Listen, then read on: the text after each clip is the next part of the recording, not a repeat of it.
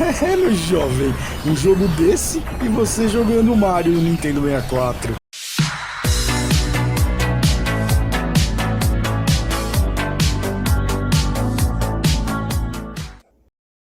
É, jovem, muita gente não sabe que o objetivo da luta desse game é a luta contra a fome, é uma guerra mundial que explodiu e a humanidade passou a lutar contra a fome. É, jovem, esse jogo se passa em 2007, olha só, 7 anos depois do lançamento, ou melhor, um pouco mais, porque esse jogo não é exatamente de 2000, ele começou a ser desenvolvido em 97, a Treasure começou a desenvolver. E acabou que o que era uma ideia simples se tornou uma coisa complexa e que eles resolveram, como uma parte incomum do projeto, fazer com que o jogador ele tivesse o controle usado de uma maneira diferente. Eles não pensaram só na maneira típica de fazer jogos, eles queriam que você segurasse o controle do lado esquerdo, que era mais fácil você ver no sistema do Nintendo 64, a gente segurar pelo direito. Então eles fizeram tudo diferente. Quiseram fazer com que a renderização 3D fosse muito superior a tudo que havia sido feito e que o jogo mesmo assim ficasse leve, ficasse fluido, ficasse elegante. Inclusive, eles tiveram uma ideia de manobra muito legal para o personagem e para a mira. Sem dúvida, o melhor jogo da história do videogame. Ele foi lançado em 2000. E a história se passa em 2007, quando a fome jovem, cria uma guerra global. Porém, esse jogo não é exatamente de 2000, ele começou a ser feito em 97. A Treasure começou a desenvolver em 97.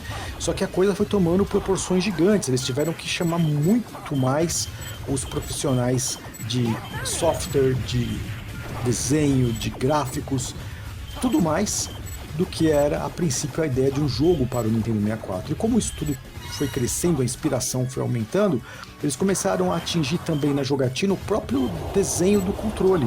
Eles queriam fazer com que você, em vez de segurar pelo lado direito, que era o normal para a biblioteca do 64, você segurasse pelo lado esquerdo o controle. E com isso, ter uma série de coisas diferentes na jogabilidade, na mira, no modo como o personagem principal ele interage com o salto, com o tiro, com a colocação da mira nos inimigos. O jogo ele é um jogo que se destaca pela qualidade do gráfico, é tudo muito chamativo, muito o que o Nintendo 64 deveria ter sido.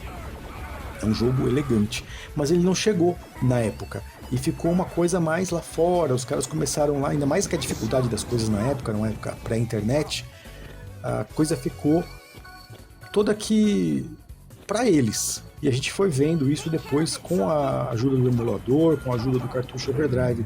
E realmente ele é considerado, se não o melhor, um dos melhores jogos do sistema.